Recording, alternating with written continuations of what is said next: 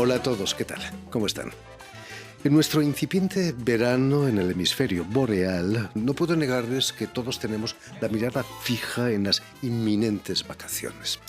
Después de una intensa temporada llena de personajes fascinantes que han pasado por estos estudios.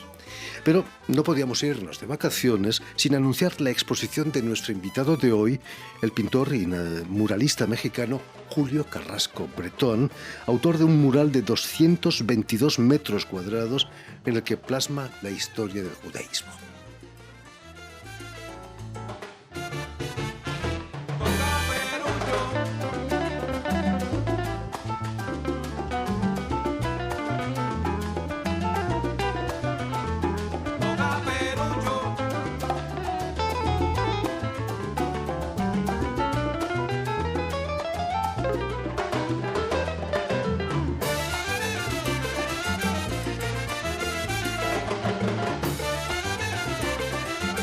Muy buenas tardes, Julio Carrasco Bretón. Bienvenido a Radio Francia Internacional. Me da muchísimo gusto saludarte, además después de años. De tantos años, ¿no? Es que ya llego a alguna edad en la que me doy cuenta que no se da uno cuenta cuando empieza uno a ser viejo. Sin embargo, tú sabes que yo soy muy optimista. Y estoy aquí encantado de la vida y espero que a nuestros radioescuchas y televidentes pues les plazca escuchar esta más que conversación, confesión de muchas cosas. Tanto como nosotros tenerte Sí, aquí, claro. aquí en cuerpo presente. 44 metros de largo por 5 de alto. ¿Cuánto tiempo pasaste en la elaboración de este mural? Ese mural, mira, para mí es el mural más importante, es el mural número 75, si no me equivoco. Curiosamente, que Sí, 75. sí. Y el Israel celebra oficialmente los 75 años de la instauración del Estado de Israel. Esta obra la comencé primero por investigar. Tuve que leer 10 libros y medio. El último ya no lo terminé porque era repetir parte de la información. Creé un banco de información, me tardé un año y fracción en eso. Después hice 3 proyectos. Finalmente el último, reuniones aquí de gente que venía de Londres, un representante del presidente Richard Herzog, otro que era encargado, muy gentil hombre, Sonnerstein, encargado de todos los eventos oficiales desde hace años. Y los dos estuvieron conmigo para tener mesas de trabajo. Y entonces comencé la obra después de un año y fracción y me tardé en hacerlo. Por cierto, lo hice en México. 4 meses con 5 asistentes, bueno, incluyendo yo seríamos 6, y trabajamos 4 meses. Interrumpimos en periodos de Navidad, pero fueron 4 meses para realizar una obra que fue un gran reto para mí, porque mira, Jordi, no es fácil plasmar plásticamente más de 4,000 años de antigüedad, sobre todo de un pueblo como ha sido el pueblo judío, y ver todos los eventos importantes, drásticos, trascendentes, diásporas, éxodos, etcétera. A mí me sirvió mucho porque también tomé conciencia de la cultura judaica, no solo un aspecto que es muy importante para mí, es decir, no solo la parte, vamos a decir, bíblica como un parangón o un origen, un bastión, no. Por ejemplo, la Kabbalah, ¿no? Que es bien interesante ver todos esos sabios de la antigüedad como un Maimónides, por decirte algo, y entonces descubrir lo ignorante que era, número uno. Pero el reto de incluso buscar la armonía del color y la responsabilidad, porque cuando un muralista hace una obra de esa magnitud te conviertes en un ser público, entonces eres sujeto, eres el blanco para todos los dardos, vas a ser criticado como los políticos, que a veces algunos políticos no lo entienden, pero cuando eres personaje, pues tienes que entender que siempre habrá alguien que te va a criticar. Pero ahora, lo que te quiero comentar es que no lo hice, pedían que lo hiciera en Israel, en Tel Aviv, pero yo dije, no, lo voy a hacer en México porque muchos de mis asistentes los conozco desde hace años, desde hace más de 5 décadas en trabajos. Y evidentemente, pues me creó una gran satisfacción, pero sí fue bastante complicado. Además, la historia del judaísmo en México tiene 500 años, ¿no? Sí, por supuesto. Y además, déjame decirte, voy descubriendo que había no tanta información. Es decir, el judaísmo en 40 siglos se inclinó más hacia la parte teológica, más que a la parte historiográfica. Y entonces, es decir, hay unas cosas que se quedan en el tintero, es decir, son interpretaciones del historiador. Ahora bien, yo soy un hombre agnóstico, no nací en Israel, no soy de la comunidad judía, pero como mexicano fue un privilegio, en cierta forma, que me invitaran a hacer esta obra, sobre todo que se convierte en un elemento de identidad muy importante al ser colocado en el aeropuerto, donde cada año el promedio son 28 millones de visitantes Solo y la 28 gente millones. pasa por ahí, ¿no? Sí, sí. Fue inaugurado hace apenas un mes allí en el aeropuerto Ben O sea, hace Gurion, 10 en Tel días Aviv. que regresamos de Israel, ¿no? Y ahora, bueno, pues tengo la cuestión de la exposición en septiembre, aquí en París, que para mí es importante. Después de años vuelvo a París a hacer una exposición y fui invitado por el Festival Cultural de Le Marais para hacer un performance mural. Como Marais, lo que que, hice, perdón, que te interrumpa, en Senegal por supuesto, el año digamos pasado. que el Marais es el barrio donde está el Museo Picasso, el Instituto Cultural de México y cientos de galerías Sí, también, ¿no? Es sí, el sí. barrio artístico. Permíteme, Julio, que recuerde a nuestros oyentes que has nacido en la Ciudad de México, bueno, entonces era el DF en aquella época, Claro. en 1950, y que además de artista, poeta, eres ingeniero químico. Grandes artistas como Leonardo, Rembrandt, eran también químicos por necesidad, ¿no? ¿Te ha servido también la química en tu trabajo como artista? Por supuesto, la técnica isoplástica la desarrollé gracias a que llevé polímeros y plásticos con un gran maestro. Yo soy lo que soy porque tengo buenos maestros. Esa es la verdad. Y gracias a ellos soy lo que soy. Y uno de ellos me enseñó polímeros y plásticos, incluso me propuso el primer mural para la Facultad de Química. Pero cuando tú dices soy ingeniero químico, no, estudié ingeniería química. Un ingeniero químico es el que ejerce.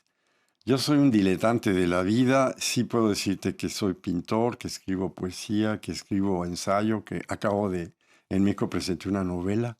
Fíjate. En fin, hay una sola vida para hacer cosas. Sí, y entonces por eso es que te puedo responder así. Por supuesto. A Miguel Ángel le hubiera encantado tener tu técnica, ¿no? Le hubiera facilitado la Capilla Sixtina. Hijo, me da pena, pero yo creo que sí. Sí, sobre eso debo decirte, yo uso la misma técnica, porque una cosa es el proyecto a lápiz y quise tres, y otra cosa es llevarlo al soporte, porque no pinto sobre la pared, sino es soporte que es enrollable y se transporta a cualquier parte del mundo. Pero usé la técnica, pues, florentina, de Sanzio, del mismo Leonardo, o sea, cuadricular a la antigüita, no de proyector, ¿sí me entiendes? O sea, hacer los trazos en función del formato. Claro que mi composición también es un método que yo inventé cuando fui maestro de matemáticas en el CCH y descubrí que las cónicas de Apolonio de Perga, no es la palabra adecuada, pero iba a decir las mezclé, pero las hice interactuar con el número sagrado, o sea, el número de oro, que da lugar a la sección áurea, y descubrí una composición que es la que he usado en los murales, que me permite hacer que los murales tengan muchos puntos de fuga, que el espacio visual se extienda y no sea un mural plano, ¿sí? Que sea una cosa... y además me sirve también para el color, de antemano, es como si construyes una casa, si tiene buenos cimientos, todo va a ir bien. Y la composición lineal es súper importante. Fantástico, ¿eh? No hay nada nuevo bajo el sol, ¿eh? Todo está inventado. No, Increíble. Menos los efectivamente. polimeros, quizás. Sí, claro. Desde 1973 has realizado, como decías, 75 murales, uno de los cuales para la Cámara de Diputados ahí en México. Hace Eh, 20 años va a ser, 21. pero, ¿cuáles son las temáticas que abordas? ¿Son lecciones de historia cada mural? No necesariamente. He hecho murales con concepción nociológica, epistemológica, filosófica. He hecho murales sobre todo el de la Cámara, por ejemplo, fue el primero que se hizo en México con una preocupación ecológica. Hace Sí. 20 años. Hace 21 años. Y mucha gente decía, pues, que no es tan importante. Hoy se convirtió en una moda. El problema es que en la humanidad convierte las grandes preocupaciones en moda y las modas cambian. Desgraciadamente, quizás, ¿no? Eh, no puedo evitar decir también que somos colegas en el periodismo cultural, tanto en prensa escrita como en la televisión, en la radio. Las redes sociales son los nuevos murales del siglo XXI, quizás. Sí, los murales orales, y de imágenes, estoy totalmente de acuerdo. Ahora, ¿por qué yo hice eso? Porque soy muy inquieto. Yo pertenezco a esa especie rara que adquirir conocimiento es un placer. Y por lo tanto, pues hacer la radio. Yo admiro mucho a ustedes, porque no es fácil, es decir, cuando tienes que hacer una interpretación e improvisar. Entonces yo improvisaba donde estaba en cualquier parte del mundo, suena megalómano, pero donde estaba una ciudad, una galería, un museo o un cementerio, ¿verdad? Yo me acuerdo cuando vi la tumba de Braque en ese momento, aquí en Normandía, inmediatamente un spot y durante 14 años lo hice, pero para contribuir a la cultura, era por placer, ¿no? Estamos al servicio de la cultura. El año pasado se celebraban los primeros 100 años del muralismo mexicano, que nació con dos obras maestras, El árbol de la vida de Roberto De Montenegro Roberto y Montenegro. la creación de Diego Rivera. ¿Te sientes heredero, en cierto modo, de esa tradición? Es inevitable, ¿no? Sí, sí, obviamente la realidad va cambiando y entonces la percepción de la realidad es diferente y la expresión plástica tiene que ser diferente. Esto no quiere decir que no sea figurativo, por supuesto, pero es decir, va cambiando la temática, es decir, el cliché de que todo mural tiene una consigna política y social, pues no todo mural la tiene, pero es importante. Yo he hecho murales políticos como el de Atenco, ¿no? Cuando me indignó lo que pasó en México en aquella época, ¿no? Pero mi temática va en todo sentido. En la obra mural es historiográfica, es científica, es verdad. Y en la obra de Caballete es más íntima, es erótica, son estados de ánimo. Y hasta hoy, bueno, estoy montado en dos caballos. O sea, la obra de Caballete que tiene es una expresión muy diferente a la obra mural. Pero como yo digo, ¿por qué seguir los clichés de los críticos de que un artista lo encasillan en un estilo, ¿no? Yo me he salido de eso. Nunca he participado en premios, nunca he sido becado. Bueno, sí, he sido becado por el universo para estar vivo y seguir pintando.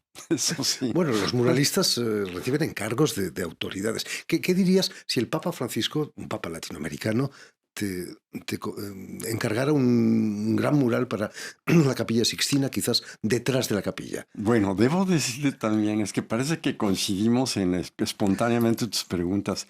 Hace tiempo, hace como 7 años, una dealer, ya no es mi art dealer, hay que aclararlo, me dice, oye, hay una gente que quiere que le hagas un mural con tu estilo, le encanta, y tus azules, la gama de azules, pero quiere que le hagas los 12 apóstoles y le hagas la visión cristiana de Dios Padre, Dios Hijo y Dios Espíritu. Y le digo, bueno, yo soy agnóstico, pero con mucho gusto se lo hago. Pero yo no iba a ir a México, yo vivo entre Bretaña y París, para ver a esta gente, porque la experiencia te lleva a que muchas veces te dejan colgado, ¿no? Y viajar a México para nada, no. Entonces, en ese momento, Jordi, le digo, bueno, yo le mando el proyecto gracias a la tecnología, como tú dices, y le mando el proyecto y lo acepta, tiene confianza en mí. ¿Sabes qué? Nunca conocí al... Yo pensé que era para una iglesia. No, era para el presidente de la Pepsi o la Coca-Cola de México. Pero así es la vida. Bueno, Mozart nunca supo quién le encargó el No, régimen, y era tampoco, religioso. por supuesto. Eres fundador, además, de la Sociedad de Artistas Lúdicos. Hay que ser algo juguetón para ser artista en el siglo XXI. Sí, hay que jugar con la vida. Porque si no, en el sentido no de la vida no vale nada, sino en el sentido de entender que cada día tienes que disfrutarlo, ¿sí? Porque desde que nacemos corremos el riesgo de morir. Y por lo tanto, en una ocasión vi una película francesa, por cierto, que me horrorizó de la violencia. Esa noche no dormí, me levanté y elaboré el manifiesto lúdico. Hicimos muchos eventos en México. Si yo te contara todo lo que nos pasó, cómo nos salvaron cuando los granaderos nos iban a expulsar del Zócalo porque la esta bandera era fálica y era parte del evento, pues nos salvaron una televisora porque entonces no se podían acercar los granaderos. Y yo como que a 20 tantos artistas con una amiga nuestra que tenía cara de niña pero era mayor de edad, que estaba desnuda ahí y la pintamos. Y había una manta que decía, la cultura está por los suelos, hay que levantarla. El evento nos salió muy bien, lo malo es que a nuestra amiga resulta que su tío vio él trabajaba en un bar en Nueva York y vio a su sobrina desnuda y la corrieron de su casa, contó que tenía 21 años. Pero lo que te quiero decir es que hicimos muchos eventos lúdicos y consideramos que el arte lúdico es una salida muy importante, más que salida, es una manera que la gente se acerque más al arte, ¿no? Por ejemplo, hacer jabones con esculturas, ¿no? O sea, que te acaricie, ¿no? Hicimos, por ejemplo, por último te contaré para que me preguntes otras cosas. Hice una exposición en México en una galería que tenía un ventanal enorme a la avenida más importante que es Reforma y pusimos una cama de latón y otra vez la modelo desnuda con un negligé y le convoqué a mis compañeros para que hicieran grabados de sábanas. Hicimos una subasta a las 10 de la noche burlándonos de ese consumismo que existe hoy para todo, ¿no? De baratas en las noches, ¿no? Y la gente va y compra. Entonces era burlarnos con ese evento y vendimos los grabados. Se vendieron. No, genial. La gente iba en la Avenida Reforma y volteaba a ver la escena, porque la exposición comenzó a las 10 de la noche. Imagínate. Lúdico va a ser sin duda el mural que vas a pintar en el Instituto de México el 1 de septiembre. Sí, sí, este está inspirado, te voy a decir, porque inicio con el evento el 1 de septiembre, pero el 5 inauguro una exposición que se la estoy dedicando a un maestro que lo admiré mucho, ya murió a los 93 años, siempre que le preguntaba su edad decía, tengo 92 años de juventud. Y me refiero al doctor Miguel León Portilla. Es un gran investigador que demostró a los filósofos europeos que los aztecas tenían una concepción filosófica muy fundamentada y escribió entre textos, revistas y libros más de 100 publicaciones. Y entonces como alguien tiene que levantar la voz, a mí me encanta mucho hacer eso, en lugar de apagar fuegos, generar fuegos de conciencia. Y entonces para que en México, y se la dedico a él, el 5 comienza y termina el 22. Y entonces presento estas imágenes que se están viendo ahora son parte de las 30 obras, más porque esta fue una idea del IDEMEX, presentar proyectos de murales. Entonces voy a presentar el de Israel, voy a presentar el de Senegal, voy a presentar el de la Cámara de Diputados, voy a presentar, si no me equivoco, 14 proyectos de murales. Entonces va a ser una exposición muy importante. Fantástico. Ojalá mucha gente la vea porque pues, son 10 cosas únicas. Olvídense que soy yo. Simplemente es interesante porque no hay exposiciones de esa naturaleza. En fin, pues ya lo saben, cuando vuelvan de vacaciones aquí en Europa, tienen el 1 y 2 de septiembre el performance. Para ver el performance. La performance claro. Sí, porque discúlpame, me distraje, no te respondí correctamente. El performance mural está inspirado en una etnia que es muy pequeña, que son los seris, que es una de las 64 lenguas. Ellos hablan una de las 64 lenguas que va a desaparecer. Entonces a mí me pidieron que lo integrara para que fuera una transición. Y entonces va a ser, obviamente que es lúdico. ¿Y va a quedar para siempre ahí en el...? Pues yo no sé, pero yo pienso que sí va a ser parte de la colección. Por supuesto. Supongo. Y si no, el día 5 inaugura la exposición también ahí en el Instituto En el mismo Cultural instituto de hasta México. el 22 de septiembre. Muchísimas gracias, Julio, por haber estado aquí con nosotros. Mucho éxito A en esta ustedes. Exposición. Felices vacaciones también. Bueno, gracias, muy amable. Permíteme también que salude a nuestros realizadores de hoy, a Suel Kedir y a Monsieur Boucher, que están a cargo de la realización del programa. Y también saludar a nuestros telespectadores, que nos siguen en toda América Latina, México, por supuesto, también, gracias a la cadena Unión Continental Latinoamérica, que es una cadena de la OEA, de la Organización de Estados Americanos, y también una red que se llama TAL, que reúne televisoras públicas y universitarias de toda América Latina. Eso es genial. Y a ustedes, muchísimas gracias por su atención y les damos cita para una nueva edición de El Invitado de Radio Francia Internacional.